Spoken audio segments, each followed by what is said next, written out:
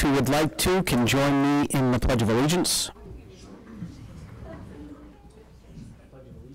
To the flag of the United States of America, and to the republic for which it stands, one nation, under God, indivisible, with liberty and justice for all.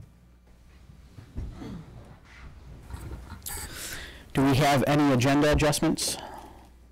All right. Seeing none, I will make a motion for the consideration of the minutes of the November 28th, 2017 meeting. I second. Is there any discussion? All those in favor? All right. We have two warrants. I will make a motion for the approval of warrant 11 and payroll 11. I second. Any discussion? So we have payroll 11, but as far as I know. it's not in that stack because they're both 11, but it's just payroll in the stack. So we just have one thing. Okay. Yeah, so it'd just be the payroll. I will take back my motion, and I will make a new motion for the approval of payroll 11, which is the warrant that went around. I second. Any discussion? All those in favor? All right, acknowledgements. Want to start down with Ben?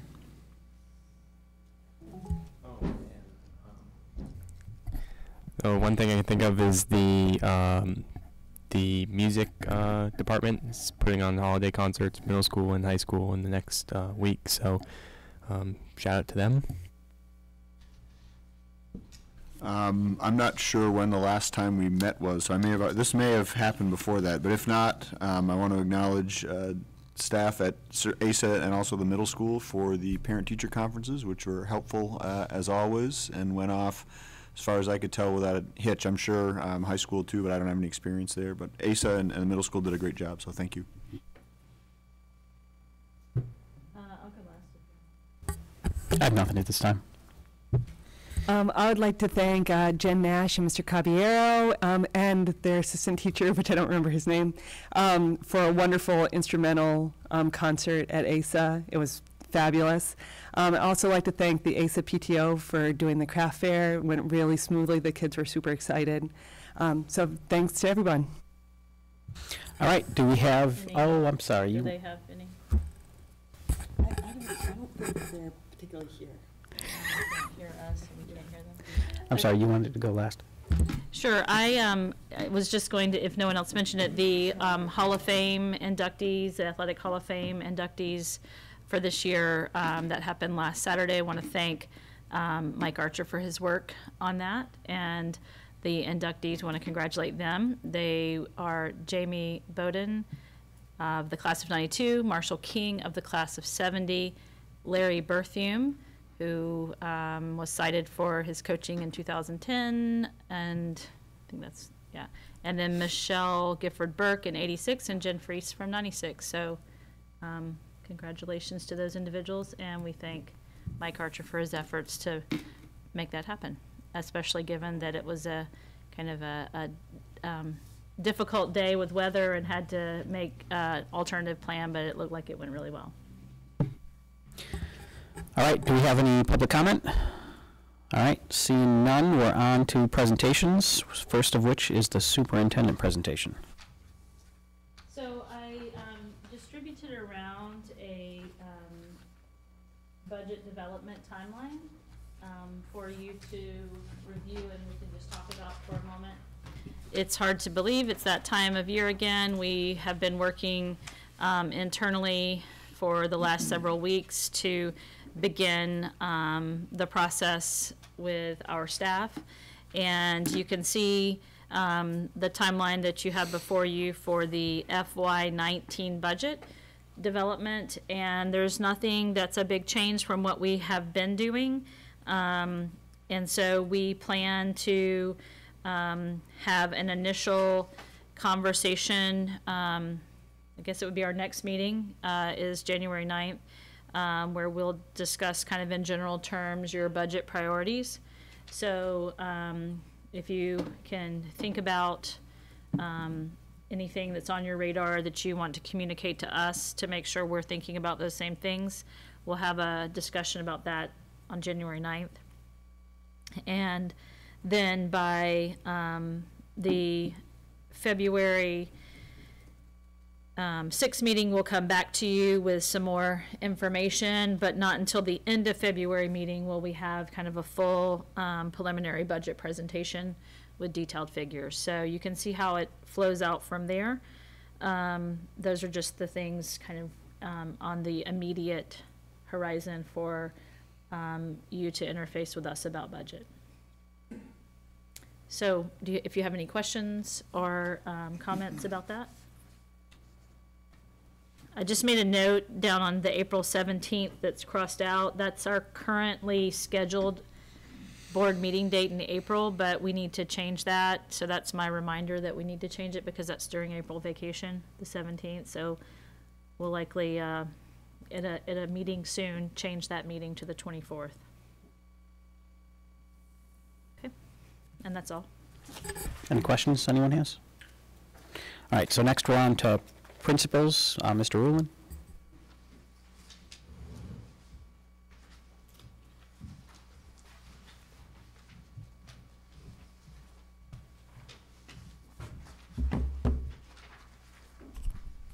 Hello, everyone. I just wanted to, I know we haven't met since the fall musical was performed at the high school, and I did want to comment and really commend the cast, the crew, the directors. It was an amazing, I'm sure most of you went, but it was an amazing show for sold out crowds and really universal positive comments. But I wanted to note that. And also I wanted to just make note of our Jobs for Maine Graduates program, JMG. They held their opening ceremony last week in the cafeteria. It was a full house, well attended by teachers and parents. And that program is really off to a good start. We have 32 students enrolled. We were hoping for 35 by the end of the grant, kind of this 3-year grant. And so we're really on the way. And Kelsey Weldon is the JMG teacher. She's doing a great job. So I want to note that. I also want to just publicly acknowledge our Students of the Month for November. 9th grade was Kristen Harrison. Grade 10 was Damon Gallipo. Grade 11 was Avery Colligan-Wild, and then grade 12 was Kaylee Gaetchen. Let's see, the progress report's going home next week. And I also just wanted to fill you in on our plan for, well, teachers have been looking at the SAT data from last spring, and really over the last 3 years of last spring. And so part of the last month, our meetings have been devoted to developing an action plan to basically improve student achievement, student learning. And we're focusing on 2 areas. The first is to kind of implement an SAT practice and prep plan between now and April, and then a plan to make our Muse study halls more effective for students who aren't in a music class. So our plan that we're going to start next week on Monday and Tuesday is to we're going to focus on all the juniors because they're the ones take the SAT in April, and we're going to look at 10th and 9th graders kind of in the spring, but is to enroll them, make sure they have a College Board account, an active College Board account, link that to Khan Academy. Khan Academy has really the only, well, not really, the only official SAT practice course that's connected with the College Board.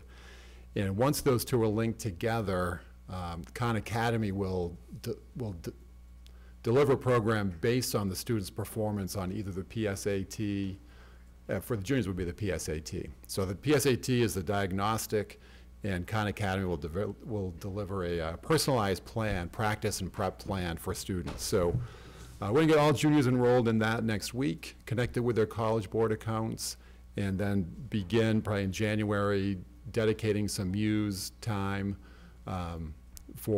dedicated time for SAT practice and prep.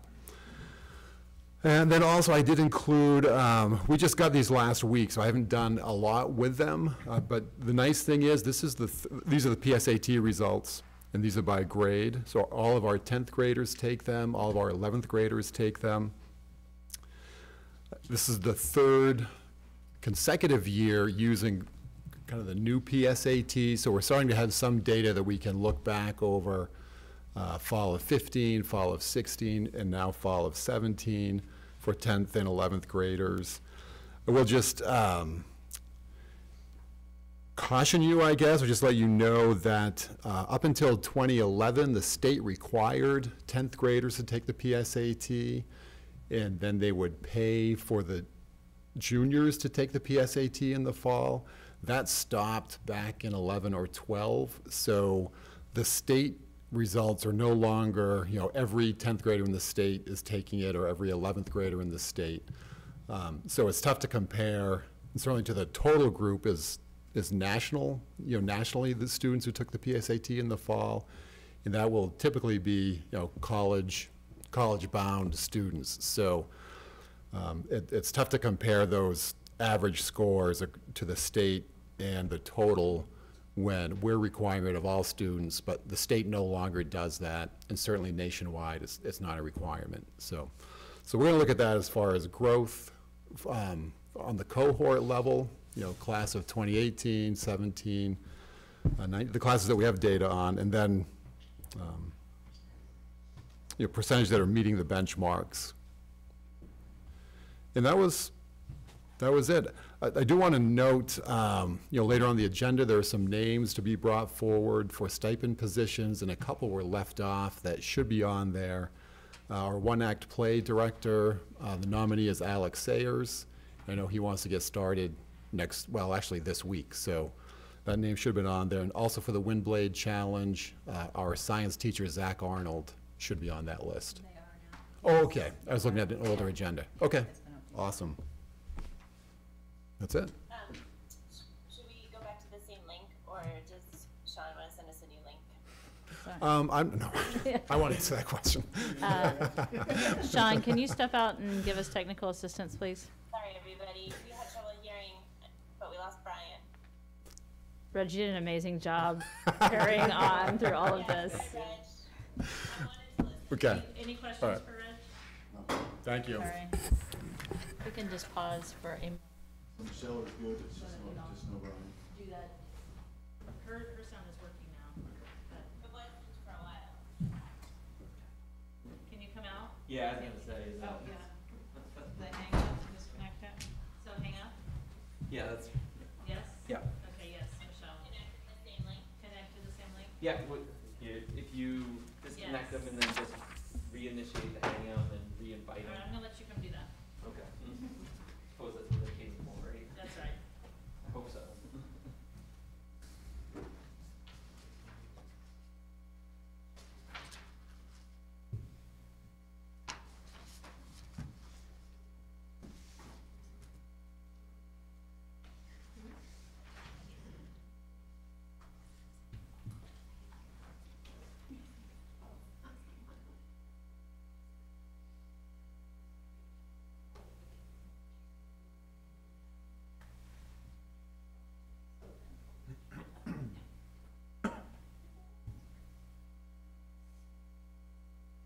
Hello? Hello. Okay, I can hear you. I told Brian to just try to reconnect to this link. Yeah, I resent it out, so I think hopefully he should get it in about a Boy, second. the sound is really low tonight. Okay. Can you say something else? Can you hear me now? John, are you there? Yes. How about now? I lost the sound too. Okay, I'm gonna quit and come back. Okay. This is what we usually use, but I have Skype open if Brian wants to connect, because that's something. So if we're unsuccessful, we take that maybe back to the closet and work on it and bring it out when it's ready. Yeah, you.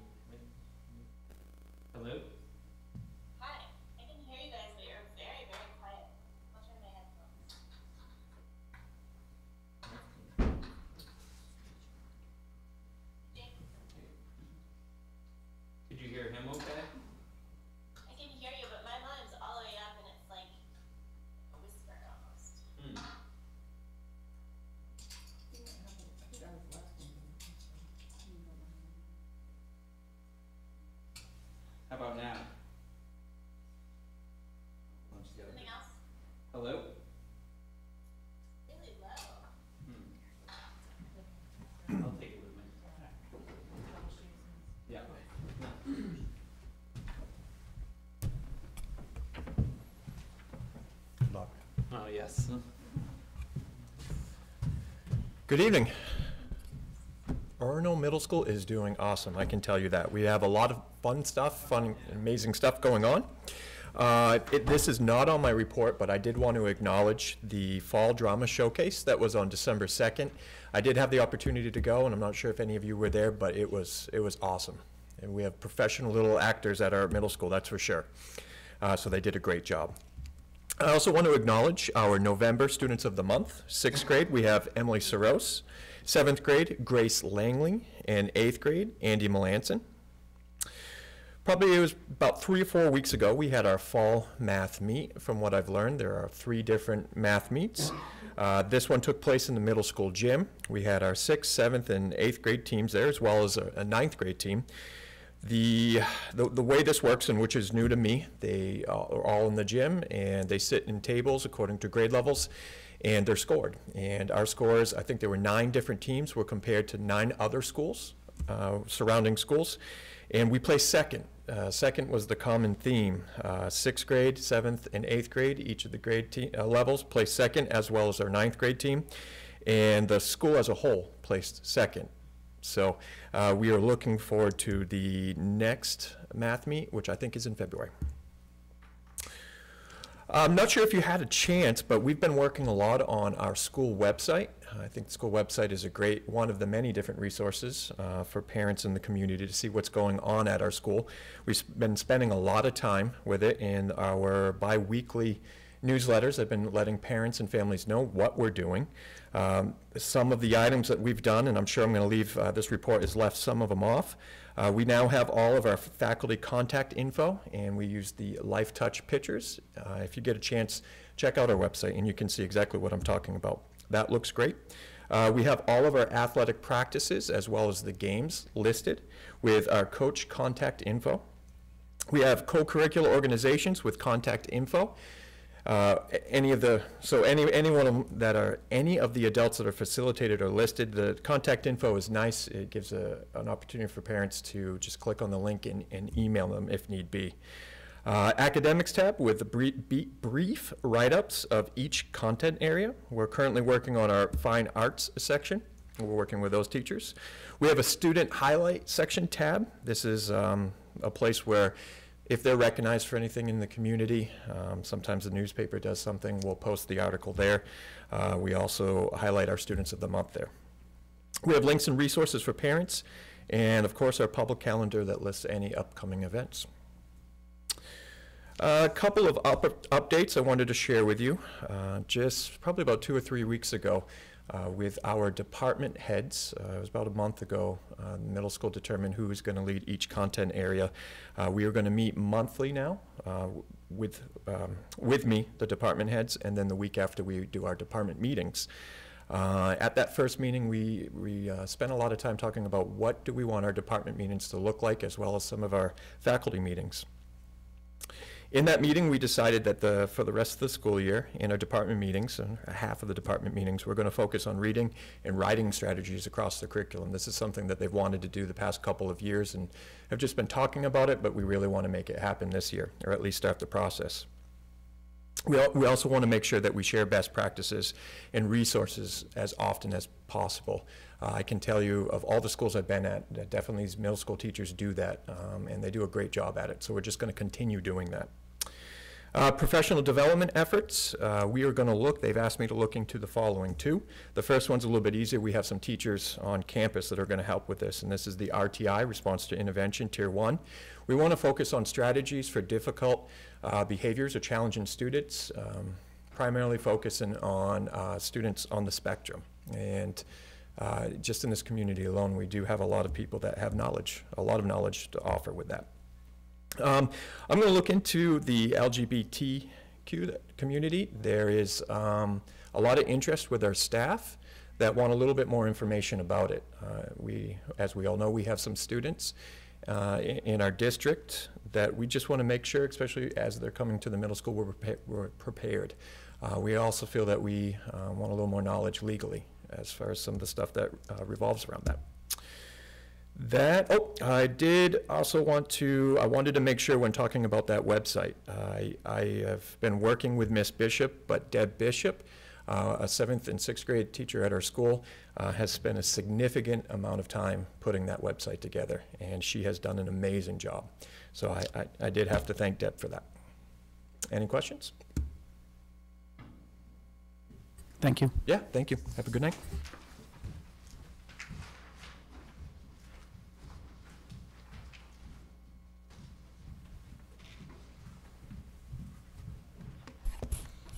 So Aaron took my thunder, but I just want to say the same thing. The instrumentalists did an amazing job. They've come so far in just a couple of months. It's pretty amazing to see that growth. Just want to let you guys know we've also started our Habits of Mind programming again this year. I've listed the habits that we're focusing on this year. You'll notice that the pre-K through second are really focusing on 6 of the habits, and 3rd through 5th actually have 9 that we're teaching and practicing as well. So just so that you're familiar with that language, I've listed those habits. PTO and our parent volunteers have done so much work for us this year. They've just pulled off another fabulous craft fair. It's so fun to see those kids shopping for their families. And we couldn't do it without all the volunteers. So many families have sent in crafts and worked on just different projects throughout the year, and it wouldn't be possible without everybody chipping in a little bit. So thank you for that. Working on doing more learning walks with our teams. 3rd and 4th grade teachers will be doing learning walks tomorrow. Oh wait, no, that was supposed to be today, sorry. We'll reschedule that. So some professional development efforts. In addition to that, we have about 15 teachers working on a book study around spelling instruction. We're really focusing our year on researching best practice and learning more about spelling instruction. And we're working on developing something for a best fit for ASA.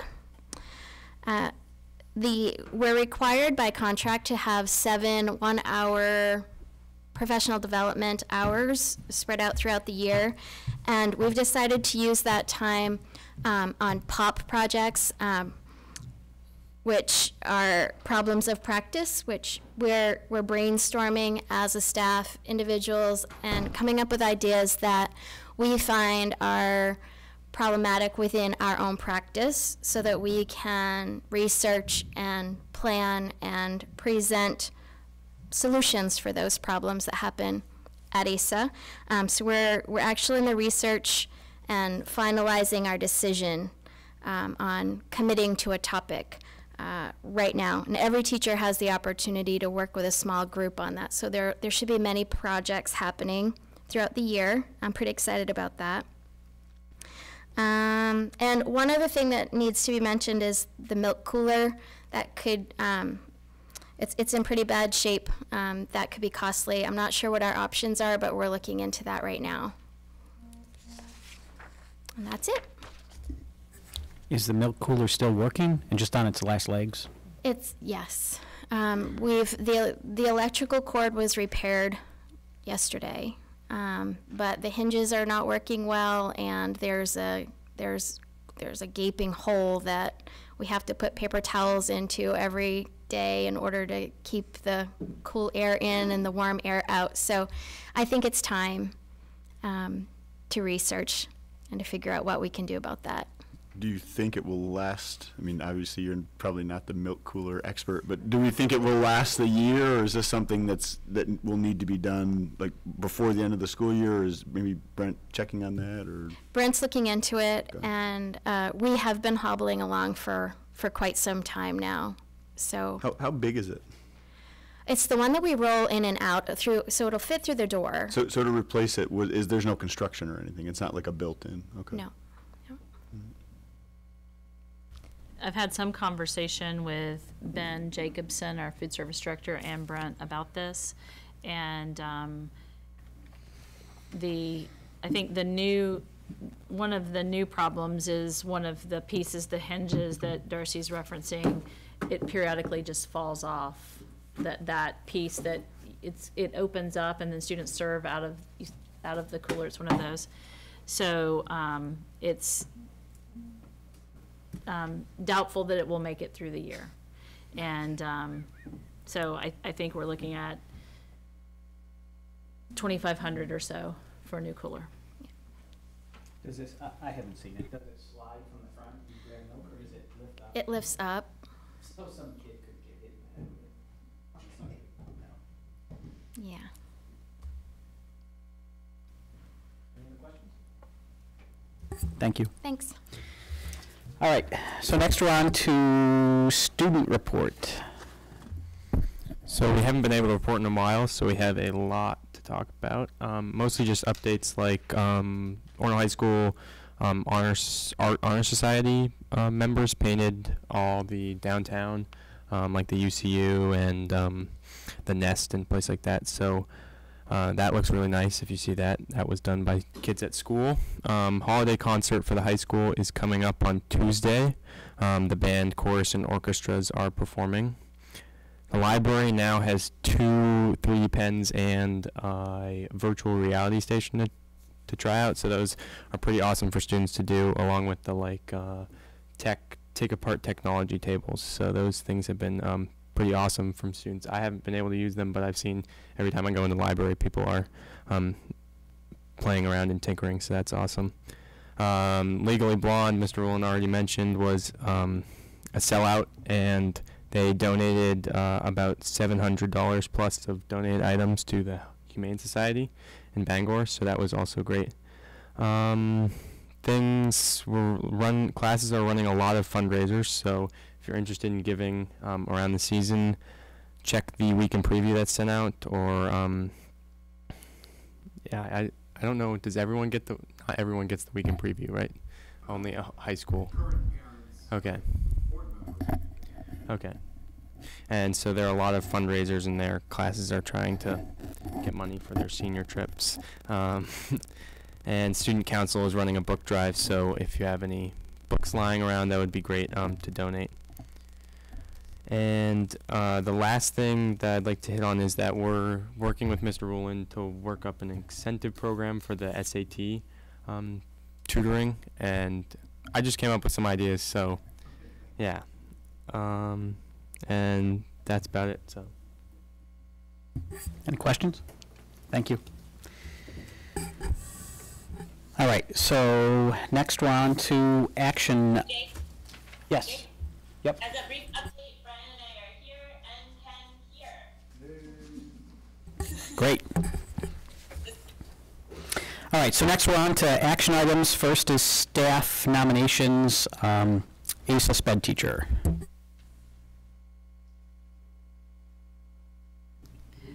Ms. Brady, if you want to come forward to the podium. Ms. Brady is recommending a teacher to fill the vacant position in the special education classroom at ASA Adams that was vacated by a resignation you accepted in November? Yep. October, November. So you have a hiring memo that she's prepared for you with the information. So I think probably if you want to, would you like to make a motion to go into executive session to discuss these hiring recommendations?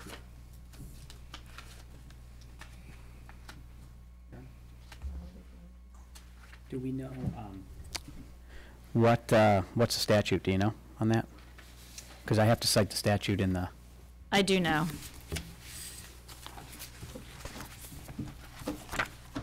Do you have that statute list? Mm-hmm.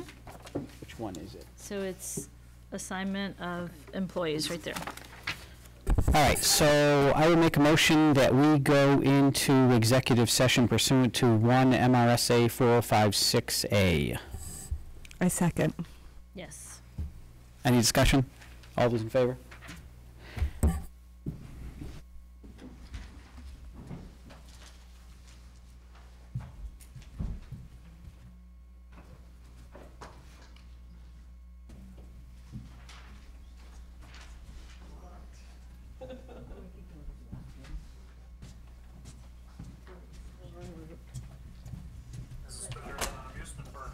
Close your eyes.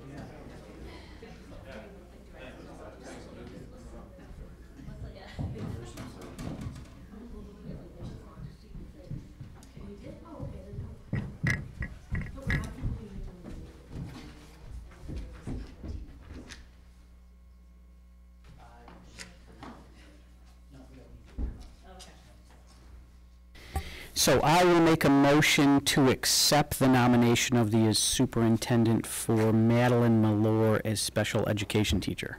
And I'll second. Any discussion? All those in favor? Congratulations.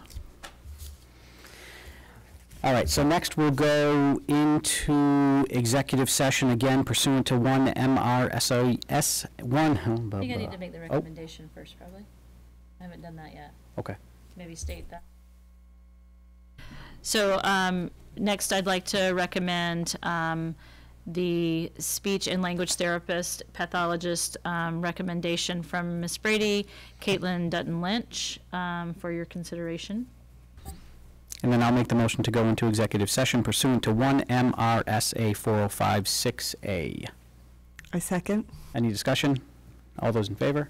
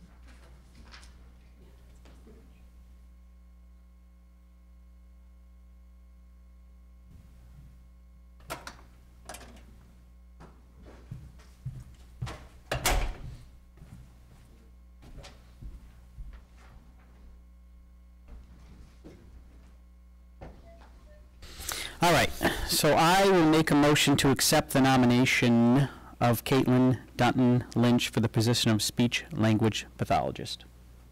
I second. Any discussion? All those in favor? Congratulations. All right, so now we're on to co-curricular nominations, and if my memory's correct, I will just read the entire list. We'll do it all as one motion, right? Okay.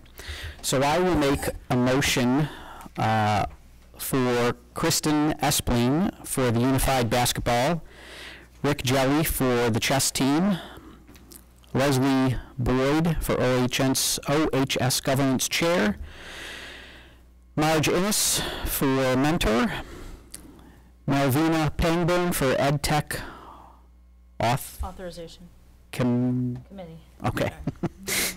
Alexander Sayers for drama one act play director, Zach Arnold for Windblade Challenge, Nancy Lloyd Fitch for Journal Club, and Tracy Lehan, educational technician. Authorization committee. Thank you. And I need a second. I second. Is there any discussion? Just to clarify, I just wanted to clarify, none of these are new. These are all ones that we've always had, and we're just filling the positions. Yeah, I don't see anything new. I see nods at the back, affirmative. There's nothing new. What is the Ed Tech Authorization Committee? That was the one that I didn't recognize. I was going to ask the same thing Aaron did. So the Ed Tech Authorization Committee is like the Governance Committee, only for Ed Techs. The Governance Committee works with teachers and professional staff on recertification, but the Ed Tech Authorization Committee works with our large group of Ed Techs on their ongoing recertification requirements. Am I forgetting something? Shauna has something that... It's been in the ESP collective bargaining agreement for years and years and years. I believe we just moved it over onto the stipend. We just identified it as a stipend, I think, in the stipend list for your purposes. But it's been in the ESP collective bargaining agreement for forever. So we've had it in place for a long time, but it's just never come to the board in this way. It's the same person that's been doing that. Yeah. Two same people have been doing it for. Does that answer the question, Brian? Yep, that's helpful. Thank you. Any other discussion? All those in favor? All right. So next we're on to approval of donation of keyboards to the music department.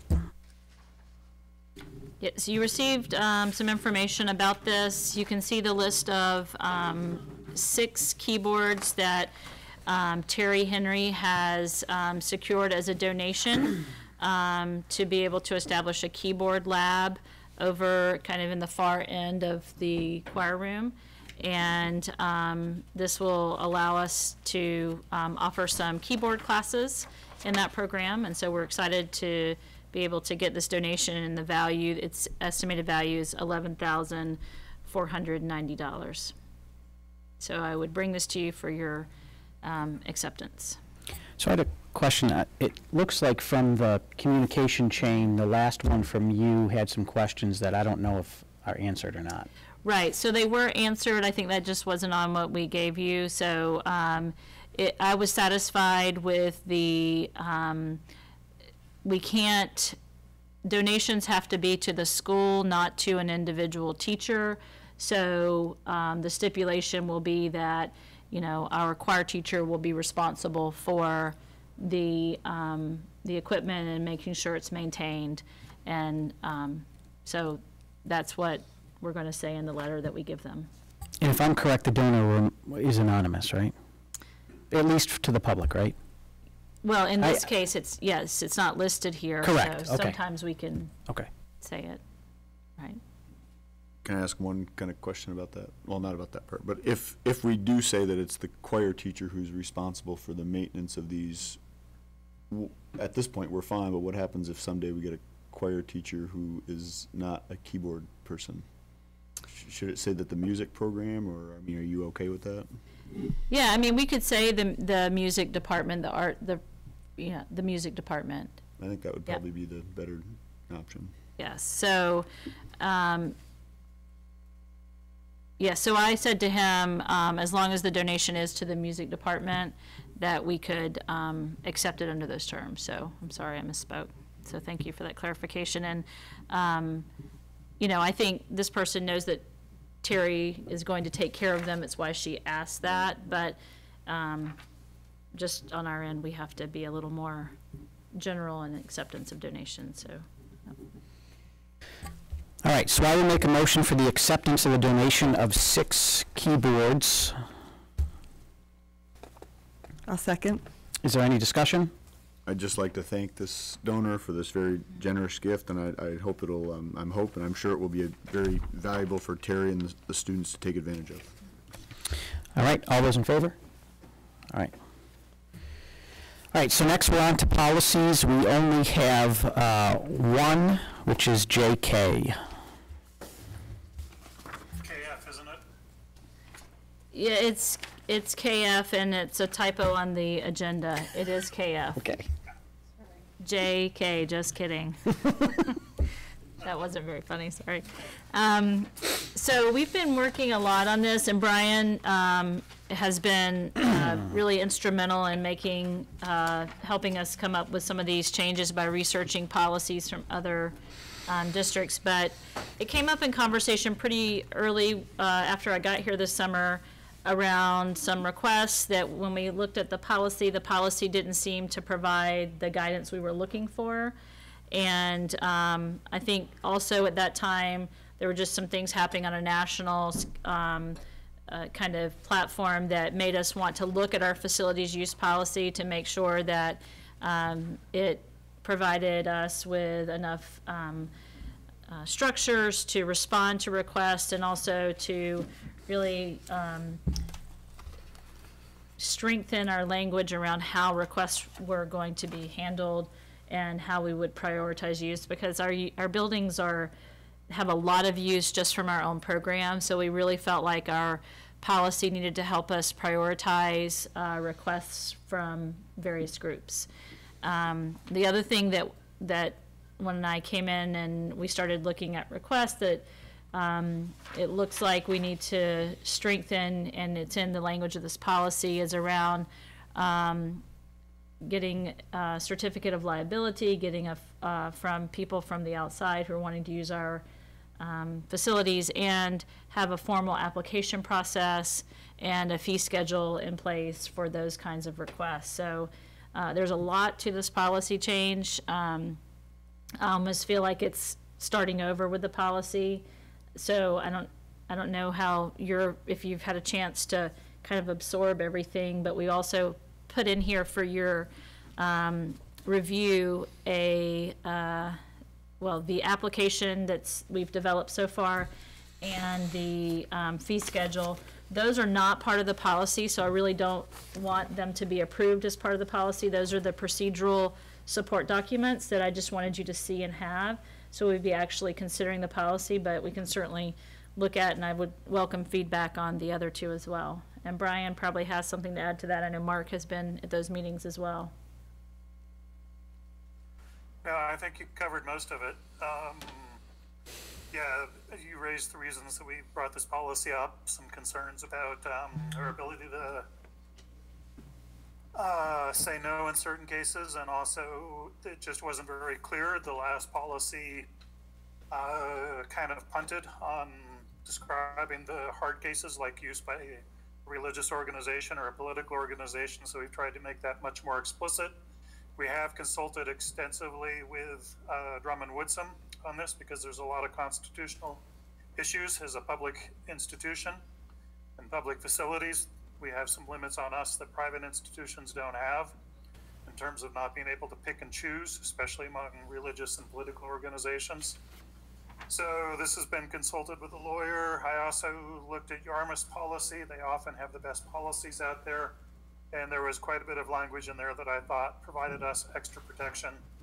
Like, for example, relating to royalties. If somebody puts on a play in our school and we didn't know about it, and they're responsible for the royalties. So that's the context.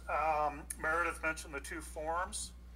I think where we're trying to head, Mike and I were talking about this last year too, is to not necessarily have the forms locked in as a policy and require board votes to change them, but head to the point where we have some sort of a package of regulations which are different from policies, and they might come to the board just once a year, kind of like we look at the emergency plan, and look at them. And so that way, the flip side is, this policy existed and said that there would be a forum, and there hadn't been a forum for a while. So I think that's kind of the right balance of the board having an ability to kind of see that these things exist and have some chance for input if they see something that they would like to have input on, but also not locking every little form and detail into the policy. So that's where I think we're trying to head, and maybe in the spring we'll actually write that up as a policy, that we have this regulation book that exists separately from the policy. But as Meredith said, the only thing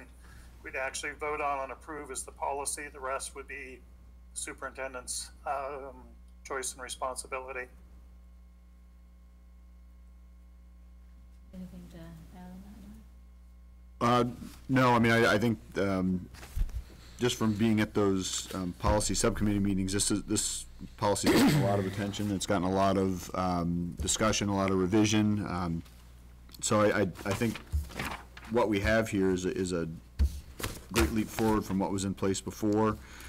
I guess the one thing I'll add here publicly, which I've said in the policy subcommittee meetings a couple of different times, is that I do hope that even with this policy in place, that when at all possible, that fees are waived for those groups in priority group 4, which are the community-based nonprofits outside of the schools and the towns. We have a lot of groups using those, a lot of those groups using our facilities. It's almost always entirely or almost entirely Orono school kids participating in these events. And in those instances when that's the case, when it's our kids, I would hope that if possible we can waive fees so that these activities that all our kids are taking advantage of can continue to happen. So, but that's, I think, all I have. And just also for those who maybe aren't looking right at the policy, we did put in language that allows for that kind of fee waiver, as well as some language around waiving some of the other requirements periodically if it's appropriate for that same priority group that that is the nonprofit or nonprofit-like. We're not always requiring that you have a formal nonprofit tax designation, but that are a part of our community. And many of these groups already use the school, and so we really, as we talked through this policy, kind of tested the policy out with lots of things we know are already in place as uses from outside groups to kind of see how the policy would work, and it really helped us clarify language. So that is our plan and our kind of to move forward in that way. And really, it really, I think the policy helps us prioritize requests when we get new requests, especially that put a new load on the building. We have to really think about and put it up against all the other uses that are already going on. And it will be a change for some groups who've maybe used this before without having to do an application or haven't had to pay fees. So probably be some growing pains with that, but I think it's consistent with what other districts around us do, and certainly with what the town does, for example, with the Keith Anderson building, and that churches do as well. So we feel like it's definitely an improved policy for our use. All right, so if I'm correct, there's no action needed here. It's a first reading, right? Okay. That's my recommendation if everyone's... Jake, I think we have started taking a vote to recognize first reads. Sure. So I will make a motion to recognize the first read of policy KF. I second. Any discussion? All those in favor? All right. So next we're on to subcommittee reports. First is the policy subcommittee. So you just saw most of what we've been doing the last 2 or 3 months. Next up, I think, is working on the transgender policy. ACAA-D, I think it is. And then come spring, we have a couple of policies relating to instruction that we need to get to. There's quite a little queue of things we have to get to for legal reasons coming this spring. But that's about it. Next meeting will be, what is it, January 4th? The first Thursday of January. All right, next is UTC. We just had a big presentation by their health department. The people who are going to, there's a lot of students there who are going to come out with their nursing, the start of their nursing degrees. And they have a 3D unit that they have that they can actually go in and do like virtual reality through the whole body, and they're one of the first schools that has it, at least in this area at all. Even the secondary schools don't have that yet. It was pretty amazing. It's the first true, really useful educational use I've seen of like virtual reality, that you can actually go into the heart and change things and see what all the diseases do. It was pretty amazing, and the kids were really excited about it. We also had an amazing dinner, which just going to brag about a little bit. It was really good, and that was all done by the students also. It's the programs there are just they're really sort of mind blowing. I'm really impressed. So.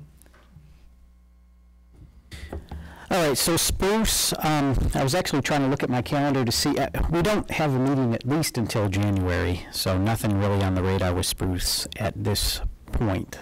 Am I wrong? Well, no, I'm trying to remember when we last spoke about this, but I think that since our last meeting, I think at our last meeting in earlier November, you had a meeting maybe the next week, and I think you all did approve the regional application. And just kind of to update in that vein, it was submitted, and I am attending a meeting next week with the Spruce area, and it's grown a little bit beyond that even, but it's still the Spruce group that's doing it, to begin to narrow down the list of what we're interested in pursuing. So I'll bring you back information from that once we do that work. All right, curriculum. Curriculum committee is going to meet tomorrow. I believe I will not be there because I will be giving a final exam, so hopefully Michelle will be able to attend, but there is a meeting tomorrow. Yes, could somebody send me the link, please? The Google Hangout link? Yes, I will do that. Okay, thank you. All right. We can do it tomorrow. No urgency. Facilities. Brian and Aaron, you guys want to report? We had our first meeting last Tuesday. Everybody who was on the board was able to make it. We started getting things situated of how we're going to sort of operate as a group, looked at the timeline, and I think it was a good start.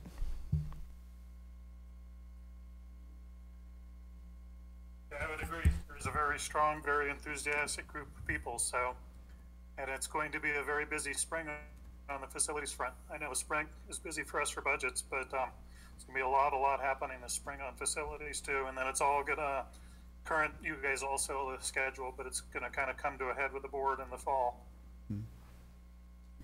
One thing that Brian and I discussed when we were debriefing the meeting from the facilities committee meeting, Brian had a great suggestion to have PDT come to a board meeting to just do some kind of collection from this group about what you see as needs and where you think we need to be sure we're paying attention in the study of our facility. And PDT is going to be on site January 8th and 9th for our staff interviews, and so I asked them if they could come to the January 9th meeting to talk with you and to do that, and they have tentatively said that they think that will work. So that's just a kind of an FYI, and be thinking. And I'll they've sent me some prompts that I'm looking over for the staff interviews, so hopefully they would send me the same for you all to just think through the kinds of things they might be asking. So that was a good suggestion from Brian that they're ready to move forward with right away. Can I just ask one question? I'm assuming, I know Aaron said everybody attended, but I'm assuming that everybody who was appointed to that committee did accept that appointment. Is that true? That is true. Okay. Yes, everyone accepted, so we have 19 members, I think, including myself, on the group. Great. And Angie and Sean are working on getting our facilities study page. You can see the link, but the link's not active yet. It's going to be under the board, school board link. So when that is up, our board members, I know, have already started advertising, and committee members will share that information out when it's available. All right, we don't have, excuse me, any other business, any future agenda items anyone would like to see? All right, any public comment? All right, next we're on to executive session, 1 MRSA 4056A. I make a motion to go into executive session pursuant to that. And I second. Any discussion? All those in favor?